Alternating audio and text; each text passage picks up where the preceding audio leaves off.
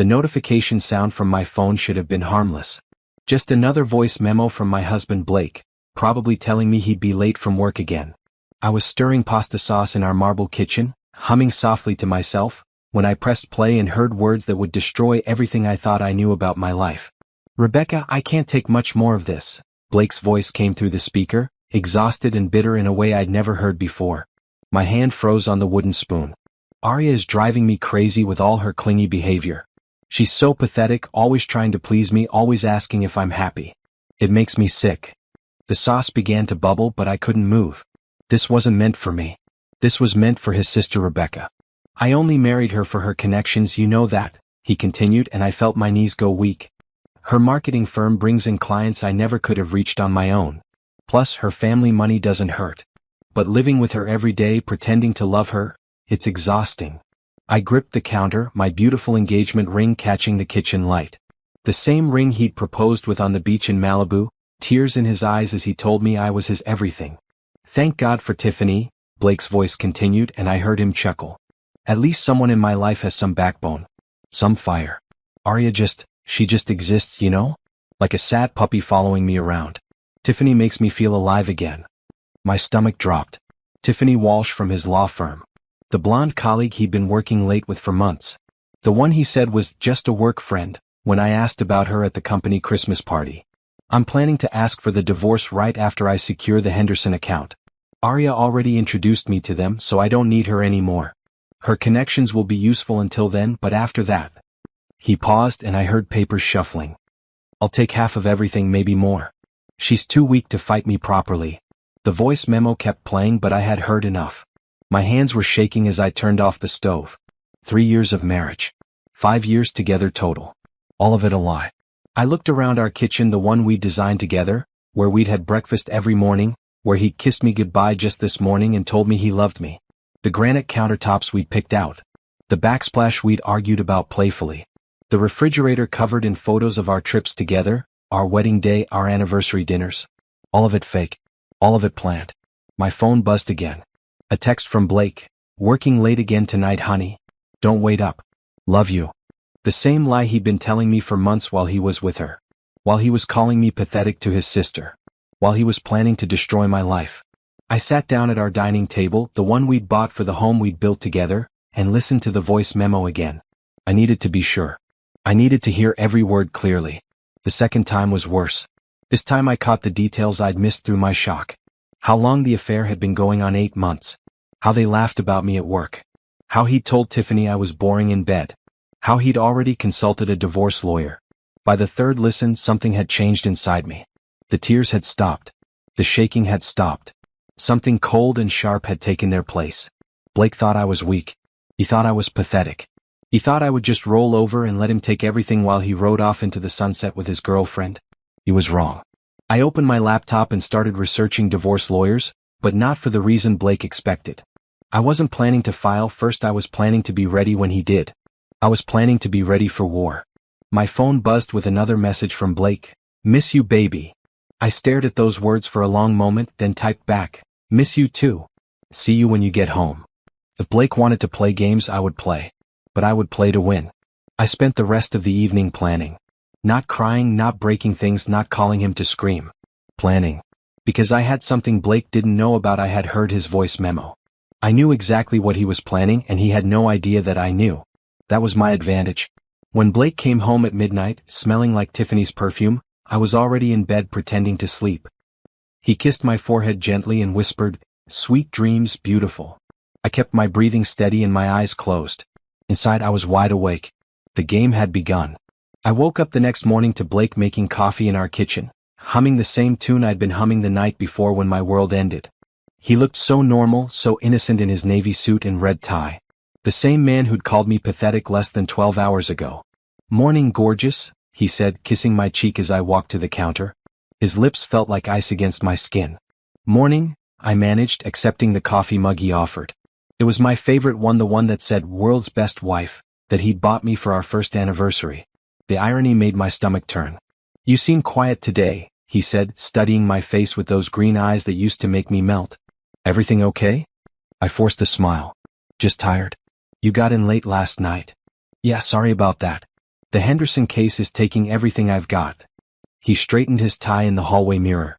Speaking of which, did you ever follow up with them about that dinner invitation? It would really help if we could get them in a more social setting. The Henderson account.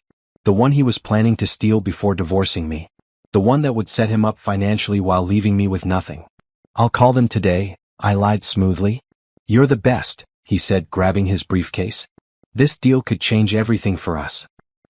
There was no us. There never had been. After Blake left, I sat in our bedroom looking through our photo albums. Our wedding day at the country club, me in my grandmother's pearls, radiant with joy, him looking handsome in his tuxedo. Had he been faking that smile? Had he been thinking about my trust fund during our vows? I flipped through pictures of our honeymoon in Italy. Me feeding him gelato in Rome, both of us laughing. Him carrying me over the threshold of our hotel room in Venice. Me sleeping on his shoulder during the flight home. Every memory now felt contaminated. Every sweet moment had a shadow of doubt cast over it. My phone rang. Jordan Hayes, my best friend and business partner. Hey girl, how's married life treating you? Jordan's cheerful voice came through the speaker. I almost broke down then. Jordan had been my maid of honor. She'd helped me pick out my wedding dress. She'd thrown me the most beautiful bridal shower. She believed in Blake and me just as much as I had. It's fine, I said, my voice catching slightly. Aria? What's wrong? You sound weird. I stared at myself in the bedroom mirror. My brown skin looked pale, my usually bright eyes were red-rimmed from a sleepless night. I was still beautiful. Blake had married me for my looks as much as my money, but I looked broken. Can you come over? I asked. I need to tell you something. Jordan arrived 30 minutes later with coffee and pastries from our favorite bakery. She took one look at me and wrapped me in a hug. What did he do? She asked simply.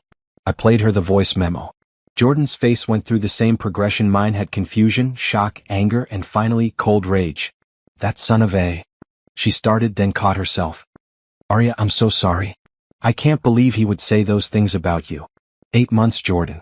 He's been cheating for 8 months and calling me pathetic to his family. What are you going to do?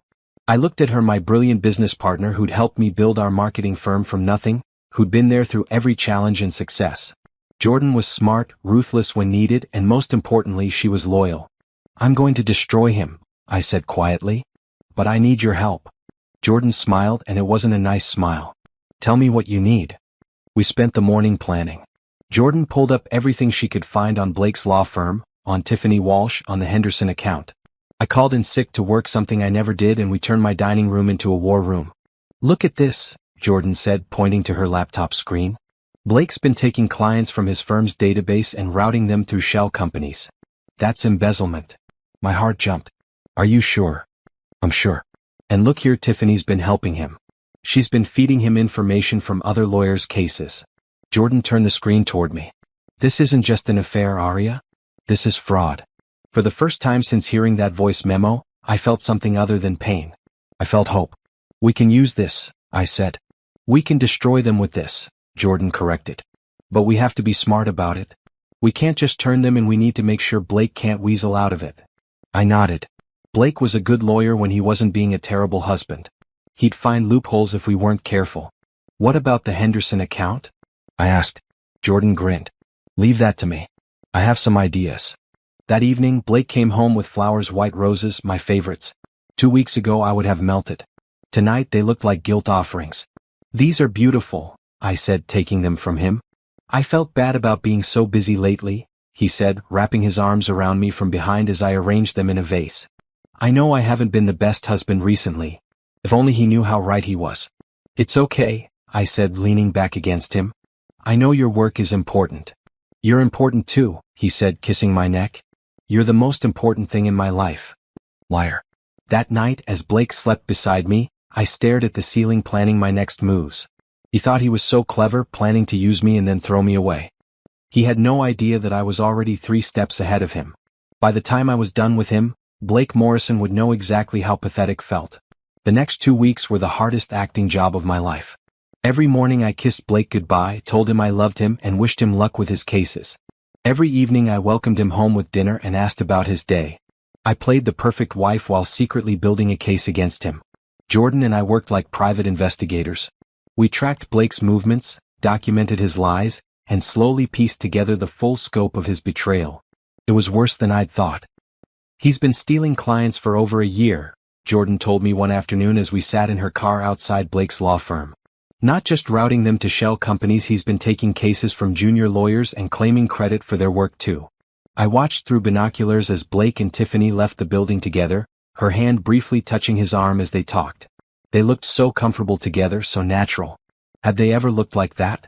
There, I said, snapping photos with my phone. That's the third time this week they've left together. And look at this, Jordan showed me her tablet. Tiffany's been charging personal expenses to the firm. Dinners, hotel rooms, even lingerie from that expensive boutique downtown.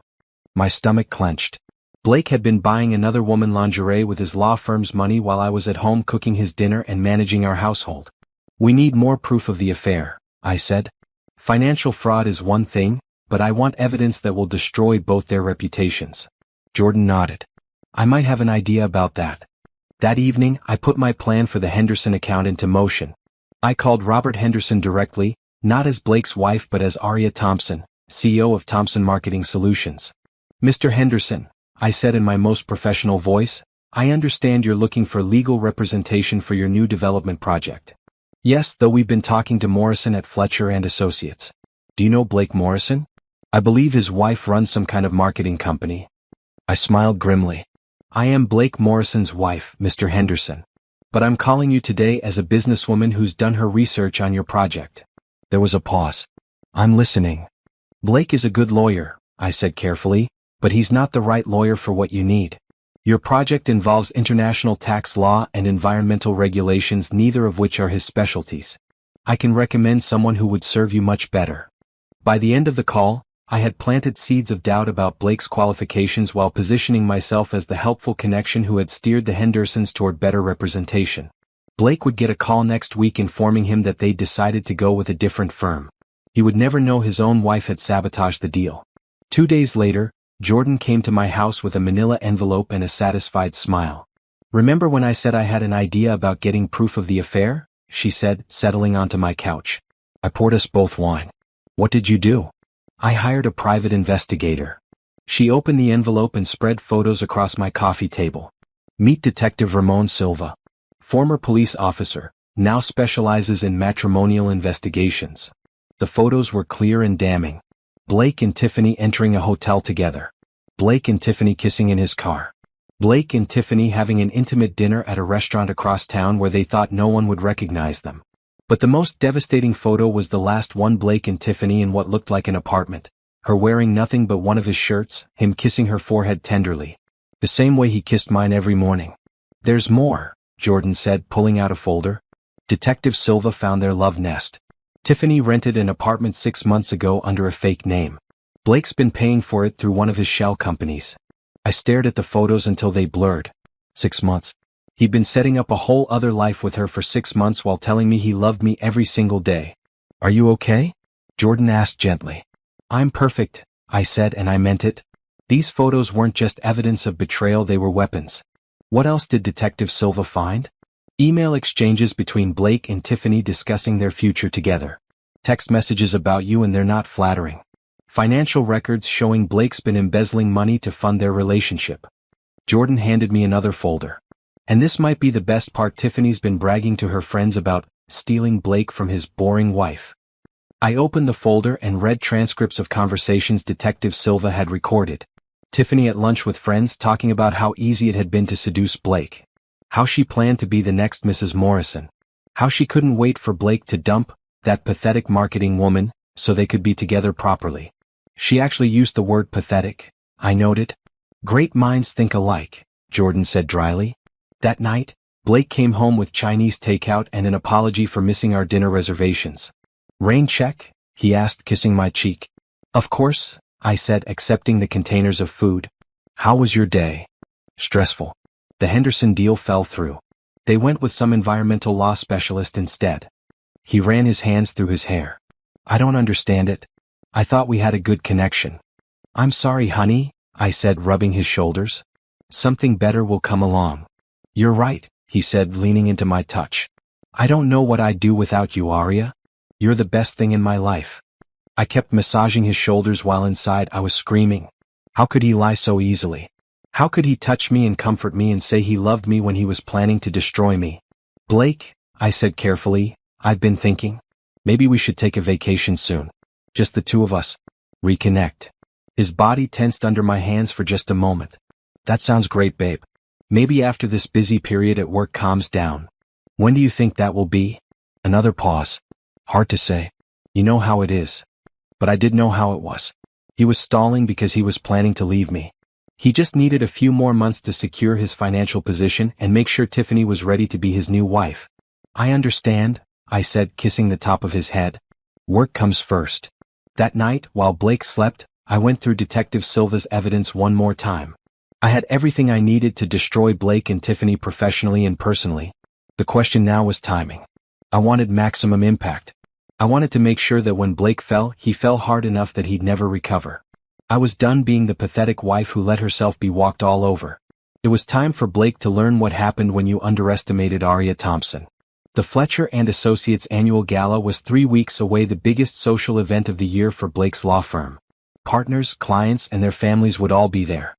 It was the perfect stage for what I had planned. But first, I needed to set up the dominoes. I started with Blake's biggest client after the Henderson account, Meridian Industries. Blake had been handling their legal work for 2 years, but I knew something he didn't. The CEO, Patricia Meridian, was looking for a new marketing firm for their upcoming product launch. I called Patricia directly. Mrs. Meridian, this is Aria Thompson from Thompson Marketing Solutions. I understand you might be in the market for some fresh marketing perspectives. Actually, yes. How did you know that? I make it my business to know when successful companies are ready to grow. I'd love to show you what we could do for Meridian Industries. We set up a meeting for the following week. I didn't mention Blake once. During our meeting, Patricia was impressed with our portfolio and our innovative approach to her industry. By the end of our second meeting, Thompson Marketing had secured the Meridian Industries account. Blake got the call that afternoon. They're switching marketing firms, he told me over dinner, clearly frustrated. After 2 years of perfect legal service, they're going with some company called Thompson Marketing. I nearly choked on my wine. Thompson Marketing? Yeah, you ever heard of them? I think so, I said carefully. Small firm, but they have a good reputation. Well, they just cost me a major client relationship, Blake said bitterly. Patricia Meridian says she wants to work with fresh blood in both marketing and legal representation. 3 days later, Patricia called Blake to inform him that Meridian Industries would be transitioning to a new law firm as well. She recommended someone who specialized in corporate mergers, something Blake had never handled. Blake came home that night looking like he'd been punched. Bad day. I asked, bringing him a beer. The worst? I lost the Meridian account completely. Legal and everything. He slumped onto the couch. This has never happened to me before, Aria. I don't understand what's going wrong. I sat beside him and took his hand. Maybe it's just a rough patch. Things will turn around. I hope so. If I lose any more major clients, the partners are going to start asking questions. That was exactly what I wanted. Over the next week, I systematically contacted 3 more of Blake's clients. Not to steal them directly, but to plant seeds of doubt about his capabilities. A casual mention that their type of case required specialized experience Blake didn't have. A recommendation for a colleague who might be better suited to their needs. Within 10 days, Blake had lost 2 more clients. I think someone is sabotaging me, he told Tiffany during one of their lunch meetings that Detective Silva was recording. This can't be coincidence. Who would do that? Tiffany asked. I don't know, but when I find out, they're going to regret it. If only he knew the saboteur was making him dinner every night. The beauty of my approach was that Blake couldn't trace any of it back to me. I was simply a marketing executive doing good business, making connections and providing referrals. The fact that it was destroying my husband's career was just a happy coincidence. Meanwhile, Jordan had been working on phase 2 of our plan. I've been talking to some people at Fletcher and Associates, she told me during one of our strategy meetings. There are rumors that Blake's been acting strange lately. Missing meetings, distracted during cases, making uncharacteristic mistakes. What kind of mistakes? Filing deadlines missed, client communications forgotten, research that's sloppy. Jordan smiled. It's amazing how much pressure can affect someone's work performance. Blake's stress was showing and his colleagues were noticing. The man who used to be sharp and focused was making errors that junior lawyers wouldn't make. But the real masterpiece was still to come. I had been working with Detective Silva to set up what we called the exposure. It required perfect timing and theatrical precision. The gala is next Friday, I told Blake one evening. I'm looking forward to meeting more of your colleagues. About that, Blake said, shifting uncomfortably. I was thinking maybe you should skip this year.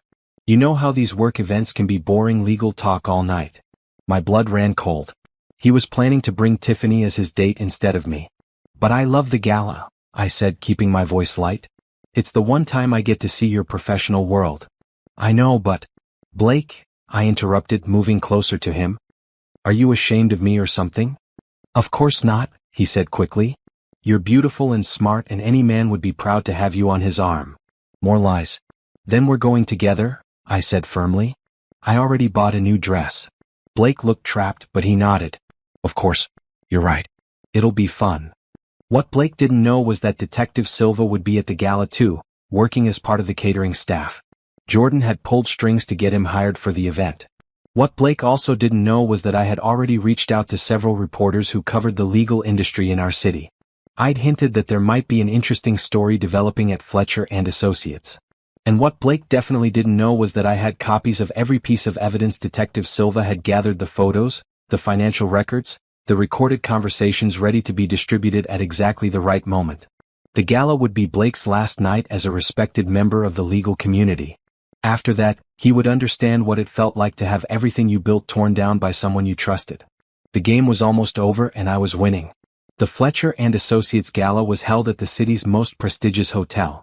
I wore a stunning black evening gown that hugged my curves perfectly, my hair swept up elegantly, my grandmother's diamond necklace catching the light.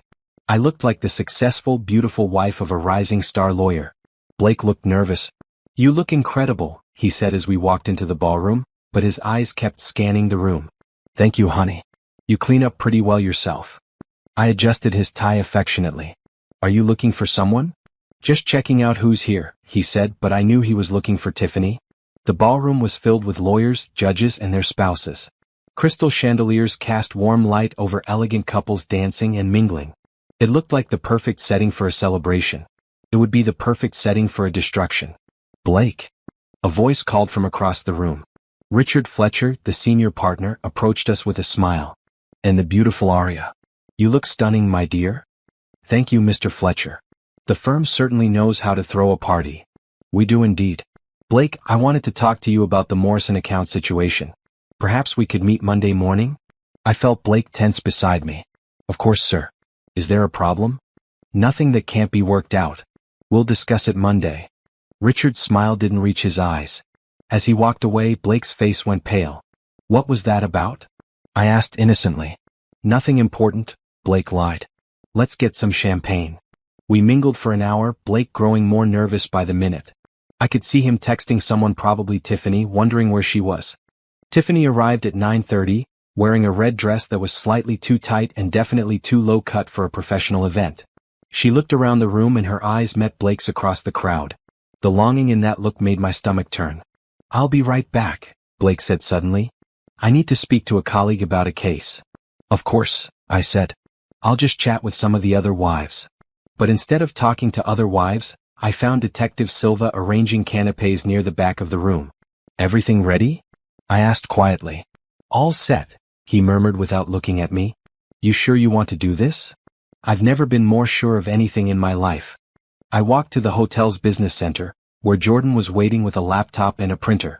It's time, I said. Jordan hit print, and dozens of copies of Blake and Tiffany's most damning photos began emerging from the printer. Photos of them kissing, entering hotels in their secret apartment. Photos that would end both their careers and reputations. I also printed copies of the financial records showing Blake's embezzlement and the email exchanges between Blake and Tiffany discussing their affair and their plans for my divorce. You ready for this? Jordan asked. I've been ready for weeks. We returned to the ballroom where I could see Blake and Tiffany talking intensely by the bar. She was touching his arm, leaning close to whisper in his ear. To anyone watching, they looked like lovers having an intimate conversation. Perfect. I approached the DJ booth. Excuse me, I said, slipping him a $50 bill. Could you make an announcement for me? Sure, lady. What do you need? Could you ask everyone to gather around for a special presentation? Tell them Blake Morrison's wife has something important to share.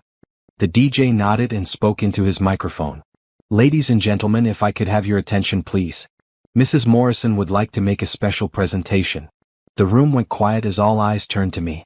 Blake looked confused and slightly panicked. Tiffany tried to step away from him, but it was too late. Everyone had seen them together. Thank you, I said, taking the microphone. I want to thank Fletcher and Associates for hosting this beautiful evening. It's given me the perfect opportunity to share something very important with all of you. Blake started moving toward me through the crowd, but Jordan intercepted him with a smile and a firm hand on his arm. You see, I continued, I recently discovered something about my husband that I think you all should know. Blake has been working very hard lately, putting in long hours, staying late at the office. I thought he was just dedicated to his clients. Murmurs went through the crowd. Blake's face was white as paper. But it turns out Blake's extra work hours weren't for clients at all. I nodded to Detective Silva, who began distributing the printed photos to people throughout the room. They were for his colleague, Tiffany Walsh. Gasps echoed through the ballroom as people looked at the photos. Blake and Tiffany in intimate embraces. Blake and Tiffany entering hotel rooms together. Blake and Tiffany in their secret apartment. Blake, Richard Fletcher's voice cut through the crowd like a knife. What is the meaning of this? Tiffany tried to run for the exit, but Jordan's other friends' lawyers themselves blocked her path with polite but firm smiles. There's more, I said, still holding the microphone. Detective Silva has also uncovered evidence that Blake has been embezzling funds from the firm to finance his affair. Shell companies, false expense reports, stolen client leads. This is not the place. Blake finally managed to speak, but I cut him off. You're right, Blake. This should have been private. Just like our marriage should have been private. Just like the voice memo you accidentally sent me 2 months ago should have been private. The room went dead silent. You see, Blake called me pathetic. He told your sister Rebecca that I was clingy and boring and that he only married me for my money and connections. He said I made him sick. Blake looked like he might throw up. He planned to divorce me right after he secured the Henderson account through my professional network. Unfortunately for Blake, I secured that account for someone else instead. Understanding dawned on Blake's face. He realized, finally, that I had been playing a game too and that I had been playing to win. The evidence of Blake's financial crimes has been turned over to the district attorney's office, I continued. The evidence of his professional misconduct has been provided to the State Bar Association. And the evidence of his affair is right here in your hands. Richard Fletcher stepped forward, his face red with anger and embarrassment. Blake Morrison, you are terminated immediately. Security will escort you from the premises. And Tiffany Walsh, added Janet Crawford, another senior partner, please clear out your desk. You'll be hearing from our legal department about the charges we're filing. Tiffany finally spoke, her voice shrill and desperate. This is all lies. She's trying to frame us. Then you won't mind explaining these financial records, Detective Silva said, handing her a folder. Or these recordings of your conversations about the affair. Tiffany's face crumpled. She looked at Blake desperately, but he was staring at me with something between hatred and grudging admiration. You planned all of this, he said. I learned from the best, I replied. You taught me that the only way to win is to be smarter than your opponent. Security arrived to escort Blake and Tiffany out. As Blake passed me, he stopped. I underestimated you, he said quietly. Yes, you did. That was your first mistake. I looked him in the eyes, those green eyes that used to make me weak. Calling me pathetic was your second mistake. Trying to steal my life was your third mistake. And my fourth mistake? I smiled, and it wasn't a nice smile. Thinking I would let you get away with it. Blake was led away in handcuffs. Tiffany was crying as she was escorted out behind him. The ballroom erupted in whispers and shocked conversations. I handed the microphone back to the DJ and walked calmly to the exit. In the lobby, Jordan caught up with me. That was amazing, she said. You were incredible up there. It's not over yet, I said, checking my phone. The story should be hitting the legal news websites in about an hour. You really think of everything. I learned that from Blake too, I said. Always have a backup plan. As we walked out of the hotel, I felt something I hadn't felt in months. I felt free. The Monday morning after the gala, I woke up alone in my bed for the first time in 3 years. Blake had been arrested at the hotel and spent the weekend in jail. His mother had called me 17 times, but I hadn't answered. I made coffee in our kitchen, my kitchen now, and opened my laptop to read the news coverage. Prominent attorney arrested for embezzlement at firm gala, read the headline in the Legal Tribune. The article included several of the photos I distributed and details about Blake's financial crimes. The Herald's business section ran with, "Marketing executive exposes husband's affair and fraud," painting me as the wronged wife who had uncovered a massive scandal. My phone started ringing at 7 a.m. Reporters, friends, Blake's family, curious acquaintances. I let them all go to voicemail. Jordan arrived with breakfast and newspapers. "You're famous," she said, spreading the papers across my kitchen table. "Look at this coverage." Every major paper in the city had picked up the story. Some focused on the scandal at Fletcher and Associates. Others highlighted the public humiliation of Blake and Tiffany. All of them portrayed me as the intelligent, dignified wife who had handled a devastating betrayal with grace and strategic precision. "The phone's been ringing all morning at the office," Jordan said. "3 new clients want to hire us based on the coverage. They're impressed with how you handled the situation." Of course they were. I'd shown that I could uncover complex schemes, manage a crisis with perfect timing, and execute a plan that achieved maximum results. Those were valuable skills in the business world. "What about Blake's assets?" I asked. "Detective Silva has been busy. He's traced Blake's hidden accounts and documented everything Blake stole from the firm. The FBI seized his car this morning." I looked out my kitchen window and saw an empty space where Blake's BMW used to be parked. "And the house?" "That's the beautiful part," Jordan said with a grin. "The house is in your name only. Blake insisted on that 3 years ago for tax purposes.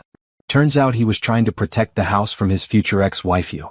But since he's now facing criminal charges, and since you can prove he was planning to defraud you, you get to keep everything." "Everything?" "The house, the furnishings, the art collection, my business, my savings accounts." Blake's attempt to screw me over had backfired completely. My phone buzzed with a text from an unknown number. "We need to talk." "Blake." I showed Jordan the message. "He made bail," she said. "His mother probably paid for it." What could he possibly have to say to me? 20 minutes later I found out. Blake appeared at my front door looking like he'd aged 5 years in 3 days. His expensive suit was wrinkled, his hair unkempt, his eyes bloodshot. "Can I come in?" he asked. "This is my house," I said. "You don't live here anymore. Arya, please. We need to talk about this." I stepped aside and let him enter. He looked around our living room, my living room, like he was seeing it for the first time. "You destroyed my life," he said without preamble. "I exposed the truth," I corrected. "You destroyed your own life when you decided to steal money and cheat on your wife. I never meant for things to go this far with Tiffany. You meant to divorce me and take half my assets. You meant to call me pathetic behind my back. You meant to lie to me every single day." I crossed my arms. "The only thing you didn't mean to do was get caught." Blake slumped into a chair, the chair where he used to read the morning news, back when I thought we were happy. "I'm going to lose everything," he said. "My career, my reputation, probably my freedom. The FBI says I could get 10 years for the embezzlement charges. That's what happens when you commit crimes. I could say you entrapped me. That you manipulated evidence." I laughed and the sound surprised both of us. "With what proof, Blake?" "Everything Detective Silva gathered was obtained legally. Every move I made was completely above board. I'm a businesswoman who discovered her husband was committing fraud, and I reported it to the authorities. I'm the victim here, remember?" Blake's shoulders sagged. He knew I was right. "What do you want from me, Arya? An apology? I'm sorry, okay? I'm sorry I hurt you. I'm sorry I said those things. I'm sorry about Tiffany." "I don't want an apology," I said. "Apologies don't mean anything when they're forced out of you by consequences." "Then what do you want?" I studied his face, the face I'd kissed goodbye every morning, the face I'd trusted completely, the face that had lied to me for months. "I want you to understand something," I said. "You called me weak. You called me pathetic. You thought I would just roll over and let you ruin my life. I was wrong. You were very wrong. But more than that, you never knew me at all. You married me for my connections and my money, but you never bothered to learn who I actually was. If you had, you would have known that I don't give up.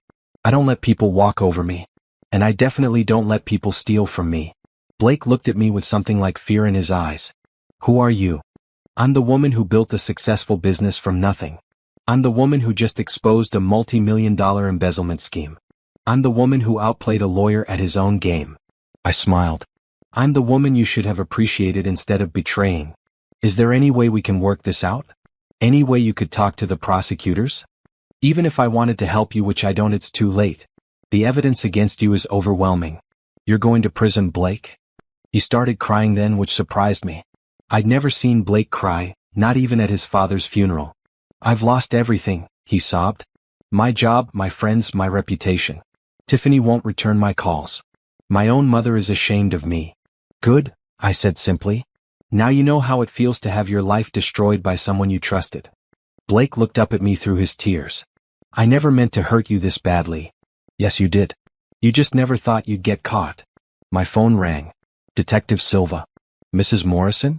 I have an update on the case. Blake's been indicted on 12 counts of embezzlement and fraud. The DA is also adding charges for conspiracy and money laundering. With Tiffany's cooperation, they have enough evidence to put him away for 15 to 20 years. I looked at Blake as I listened to Detective Silva. Blake could hear every word. Tiffany's cooperating? I asked. She's trying to cut a deal by testifying against Blake.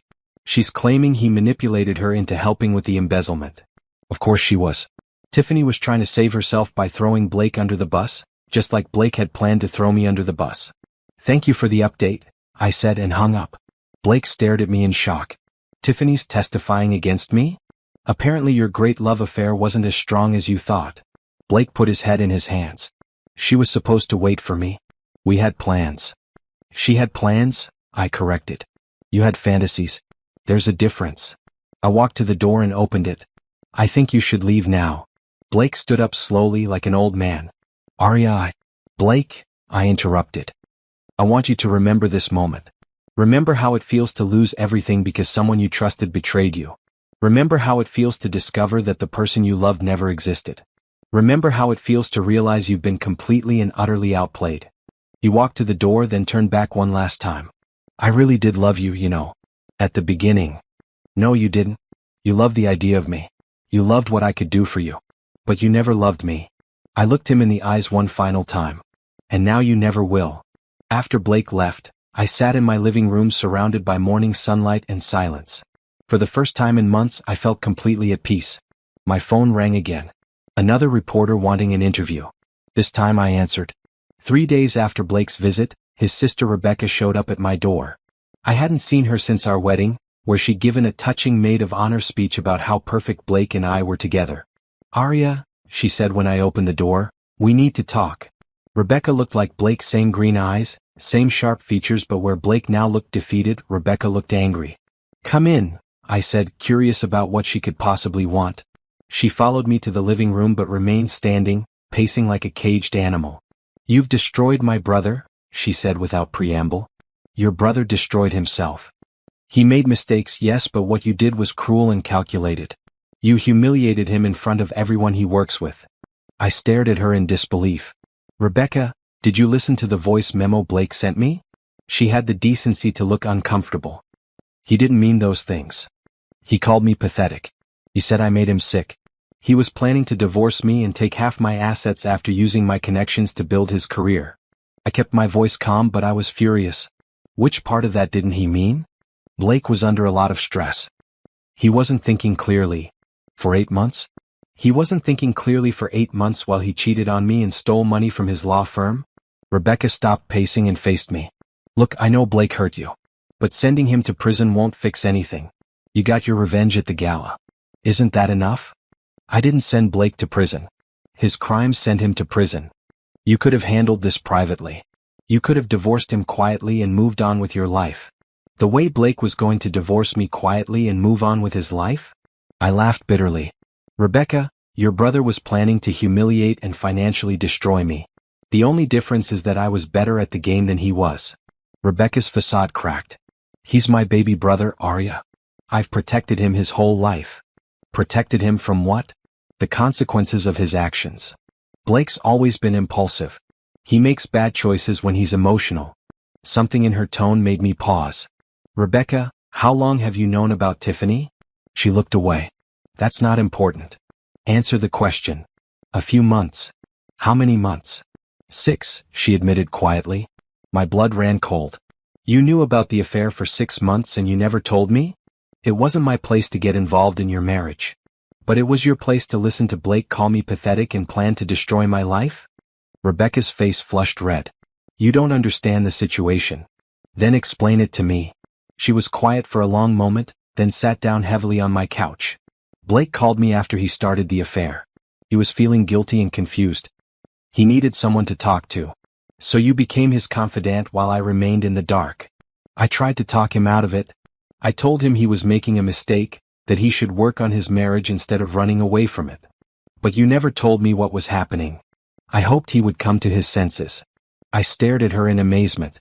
Rebecca, you sat at my kitchen table 6 months ago during Blake's birthday party. You looked me in the eye, hugged me, told me how lucky Blake was to have me. And the entire time you knew he was cheating on me. I didn't want to hurt you. So you let Blake hurt me instead. You let me live a lie for 6 months while you and your brother laughed about how pathetic I was. We never laughed about you. Blake did. In that voice memo he accidentally sent me. He laughed about how clingy I was, how I always asked if he was happy. I stood up and walked to the window. Did you laugh too, Rebecca? When he told you about his plans to divorce me and take my money, did you think that was funny? Rebecca was crying now. I never wanted any of this to happen. But you let it happen. You were complicit in Blake's betrayal from the very beginning. I was trying to protect my family. I was your family too. The words came out louder than I intended. I was your sister-in-law. I invited you to holidays, remembered your birthday, helped you when you needed career advice. And you repaid that by helping Blake lie to me. Rebecca wiped her eyes. What do you want from me, Arya? Blake is already facing prison time. His career is over. Isn't that enough? I want you to understand something, I said. Blake didn't just betray me. You betrayed me too. For 6 months, every time you spoke to me, every time you pretended to care about my well-being, you were lying just as much as he was. I was in an impossible position. You were in a position where you had to choose between enabling your brother's crimes or doing the right thing. You chose to enable him. Rebecca stood up abruptly. I came here to ask you to help Blake. To talk to the prosecutors, maybe testify about his character. I laughed out loud. You want me to testify about Blake's character? What exactly would I say? That he's a liar, a cheat, and a thief? That he manipulated everyone around him, including his own sister? You could say that he's a good person who made mistakes. But he's not a good person, Rebecca. Good people don't embezzle money from their employers. Good people don't cheat on their spouses for 8 months. Good people don't plan to financially destroy the person who loves them. Rebecca's anger returned. You're enjoying this, aren't you? You're enjoying watching Blake suffer. I considered her question seriously. Yes, I am. Blake thought he could use me and throw me away. He thought I was too weak and too pathetic to fight back. Watching him discover how wrong he was about me, yes, I'm enjoying that very much. That's sick. What's sick is a grown man stealing money from his law firm to finance an affair. What's sick is calling your wife pathetic while she's making dinner for you every night. What's sick is planning to destroy someone's life and then expecting mercy when your plan backfires. Rebecca headed for the door. I can see there's no point in trying to reason with you. There's one more thing you should know, I said as she reached for the door handle. She turned back. I had Detective Silva investigate everyone in Blake's inner circle. That includes you. Rebecca went pale. What do you mean? I know about the money Blake gave you 6 months ago. The $50,000 he transferred to your account from one of his shell companies. Rebecca's hand dropped from the door handle. I know you used that money to pay off your credit card debt and put a down payment on your new car. I know Blake told you it was a bonus from a big case, but it was actually embezzled funds from Fletcher and Associates. I didn't know. You didn't ask questions because you didn't want to know. Just like you didn't ask questions about why Blake needed to vent about his pathetic wife for 6 months.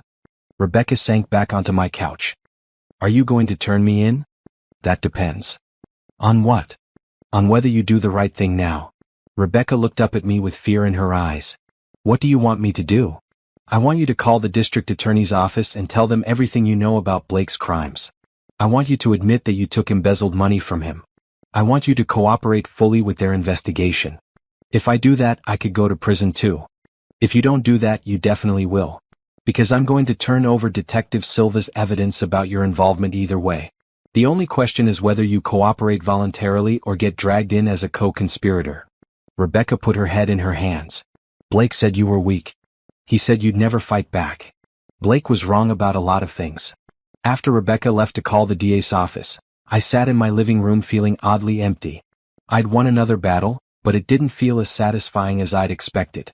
Rebecca had been collateral damage in Blake's war against me, but she'd also chosen to be complicit in his betrayal. She'd had 6 months to do the right thing, and she'd chosen loyalty to Blake over honesty with me.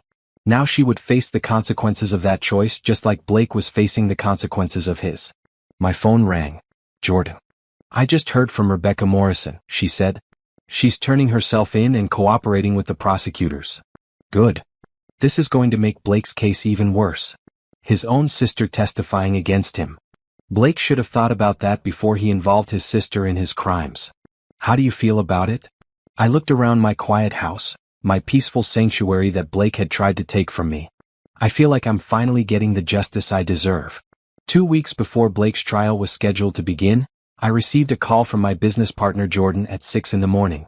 Arya, you need to get to the office right now, she said, her voice tight with stress. What's wrong? Someone broke into our building last night. The police are here. I threw on clothes and drove to our office building in downtown. Police cars surrounded the entrance, and I could see Jordan talking to a detective near the front door. What happened? I asked as I approached. Break in, the detective said. But it's strange. Nothing was stolen. Files were gone through, computers were accessed, but no equipment was taken. Jordan pulled me aside. Arya, they went straight to your office.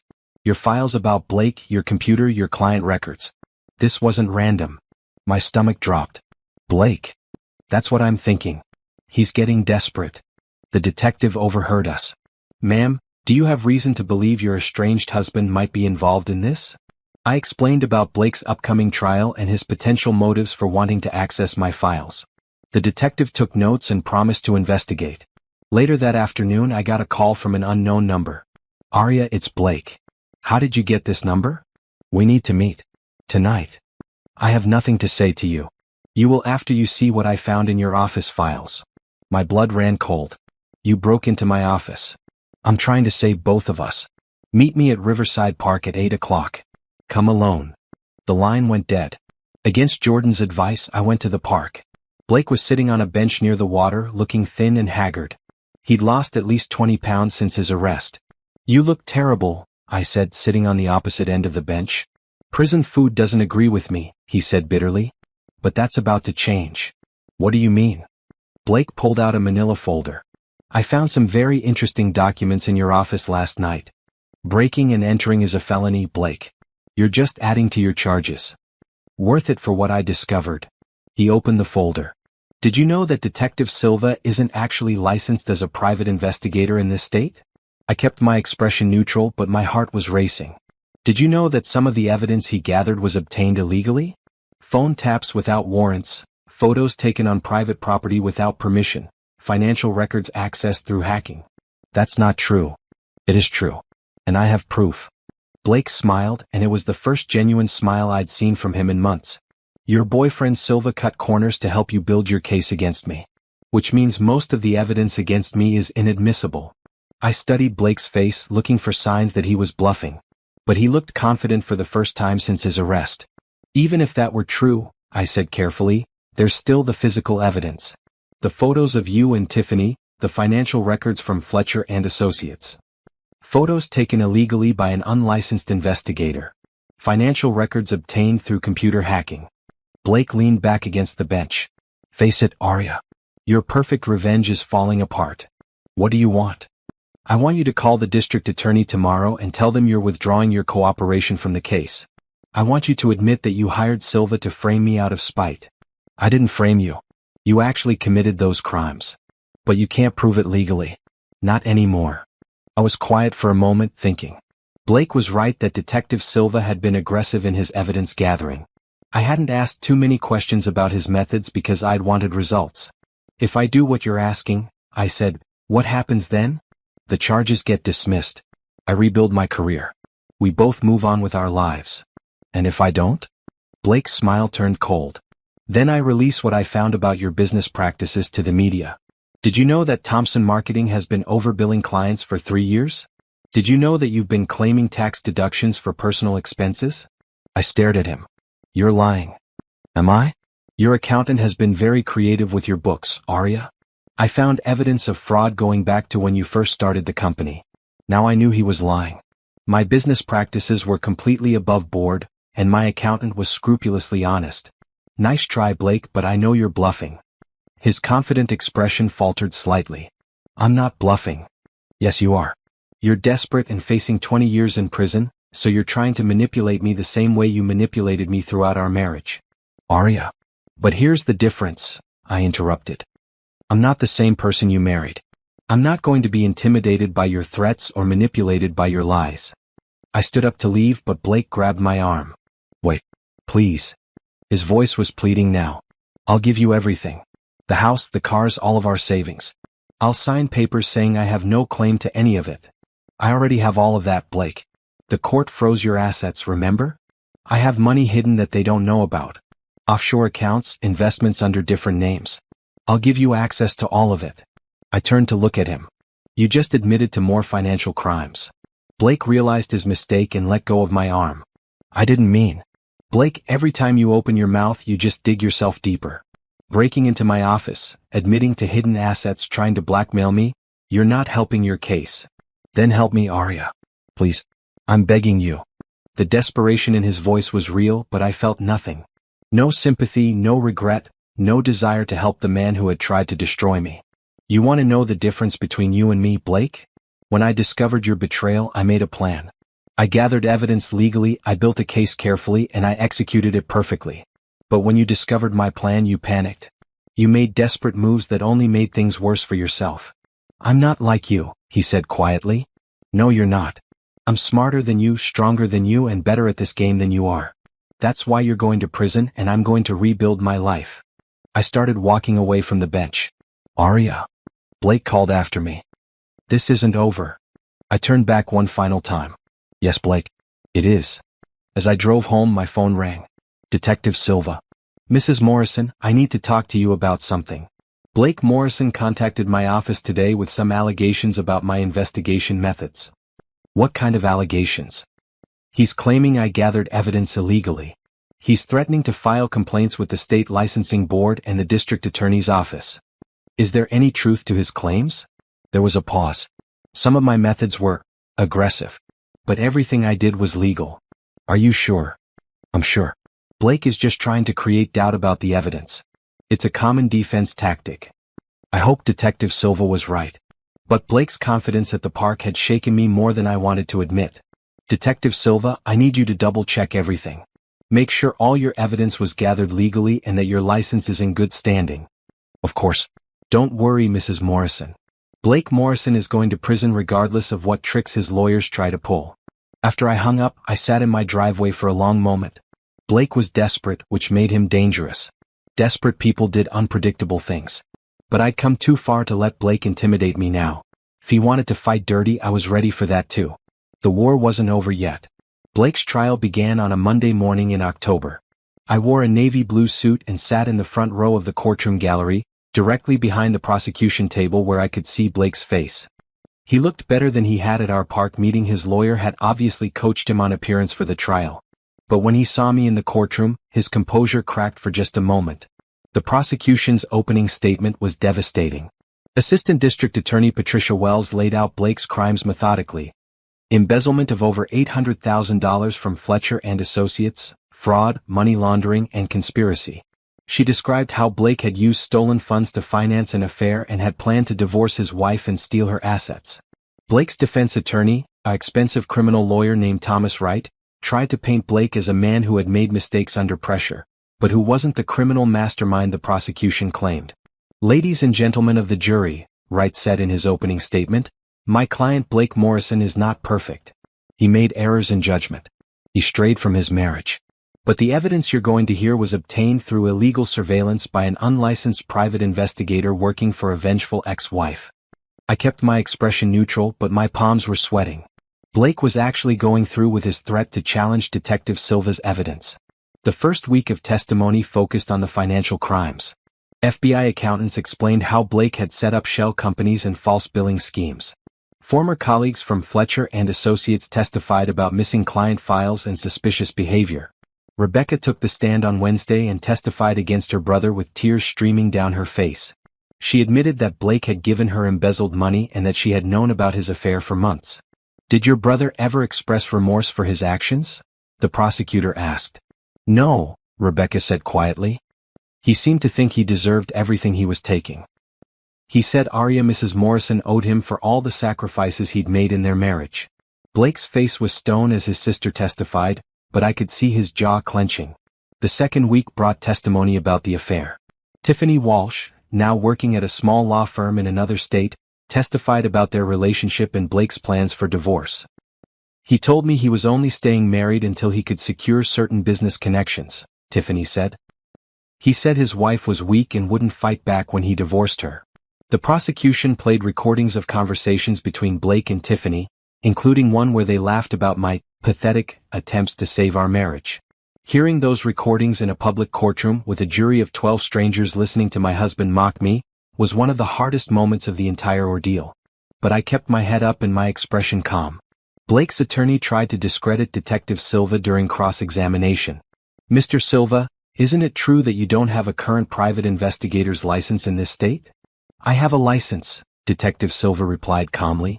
"It was temporarily suspended for 30 days earlier this year due to a paperwork filing error, but it was fully reinstated before I began work on this case."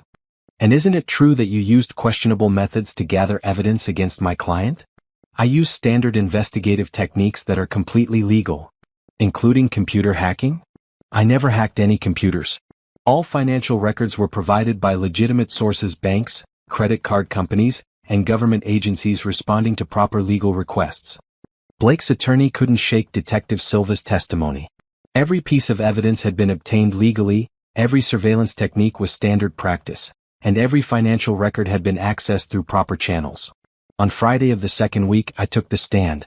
The prosecutor walked me through the discovery of Blake's crimes, starting with the accidental voice memo. "Mrs. Morrison, can you describe your emotional state when you first heard your husband's voice memo?"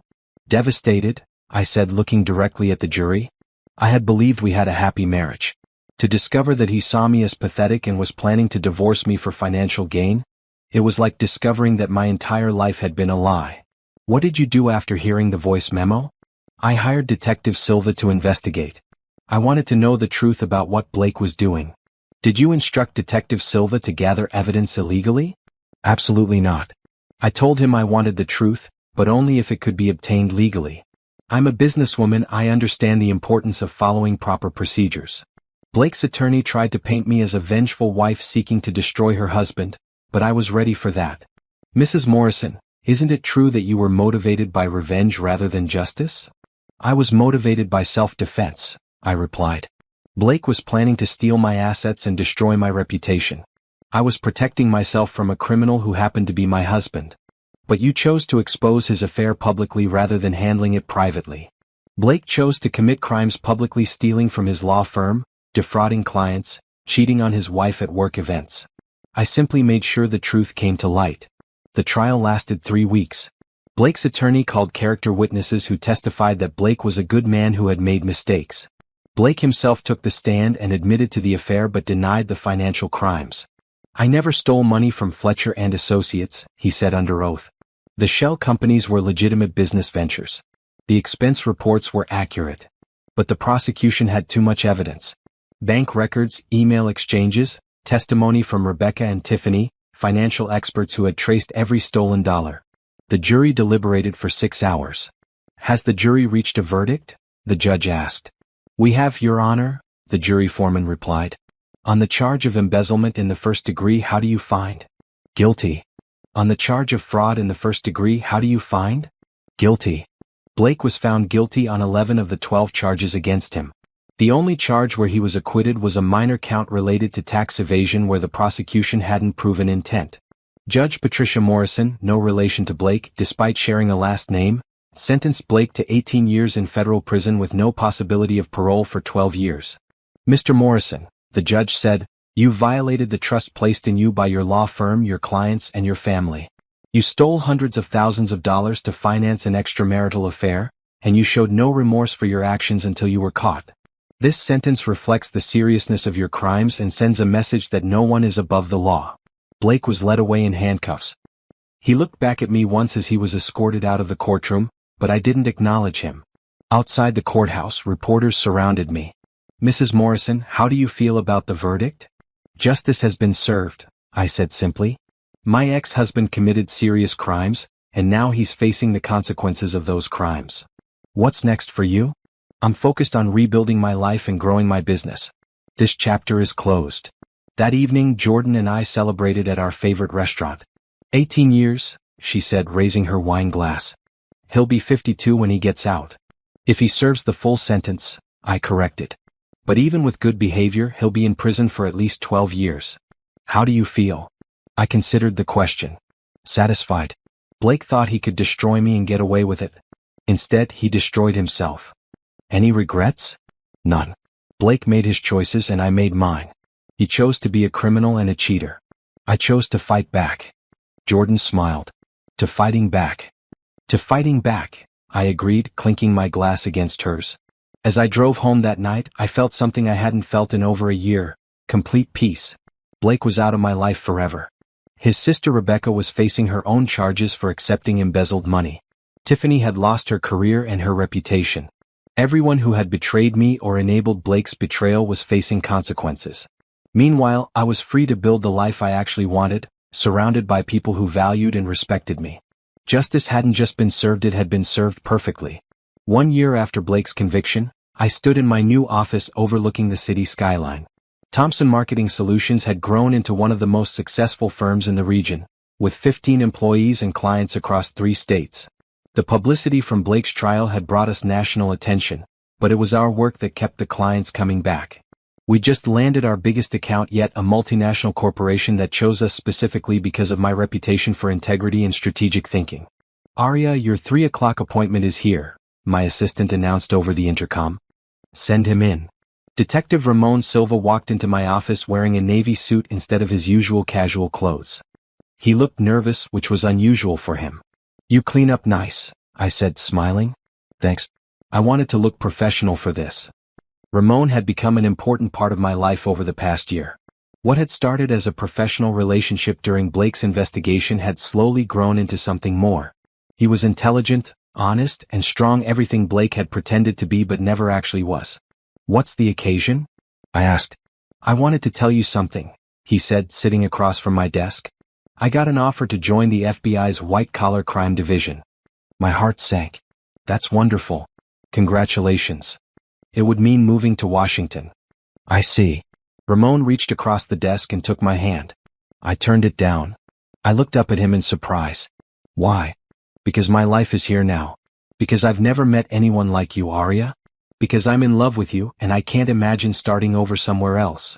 I felt tears welling up in my eyes. Not sad tears, happy tears. For the first time in years, someone was choosing me over their career ambitions. Ramon? I know it's complicated, he said quickly. I know you're still processing everything that happened with Blake. I'm not asking for an answer today. I'm just asking you to think about whether you might want to build something real with me. I stood up and walked around the desk to where he was sitting. I don't need to think about it. His face fell slightly. I love you too, I said and kissed him. Ramon's arms came around me, and for the first time since hearing Blake's voice memo, I felt completely safe and cherished. That evening, Ramon and I went to dinner at the restaurant where Blake and I had had our first date. I'd avoided the place for over a year, but tonight felt like the right time to reclaim it. Tell me something, Ramon said over dessert. Do you ever regret what happened? How you handled Blake, I mean. I considered the question seriously. No. Blake thought he could use me and throw me away. He thought I was too weak to fight back. He was wrong on both counts. He underestimated you. Completely. And that was his biggest mistake.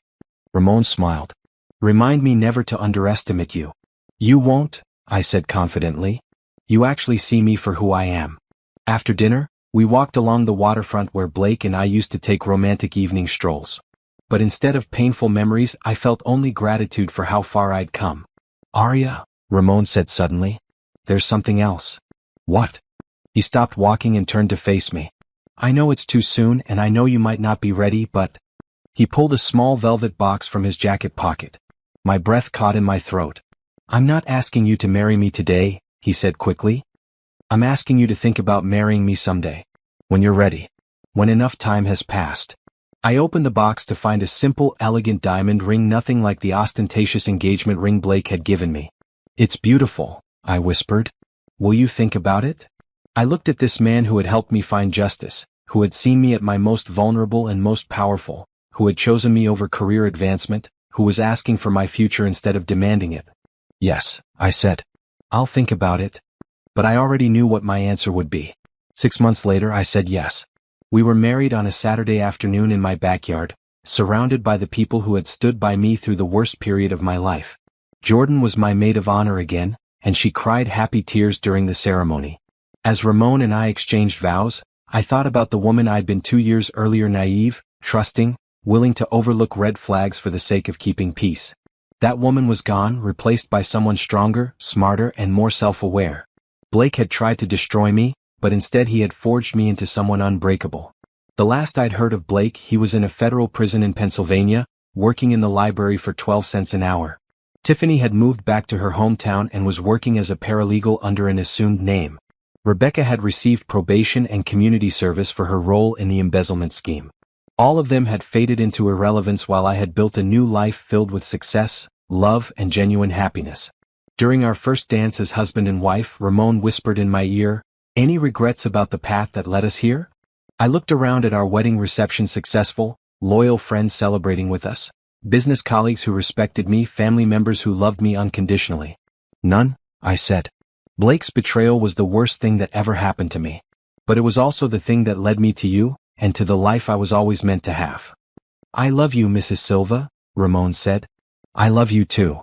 As we danced, I caught sight of my reflection in the patio doors. I looked radiant, confident, and genuinely happy, everything I had pretended to be in my first marriage but had never actually felt.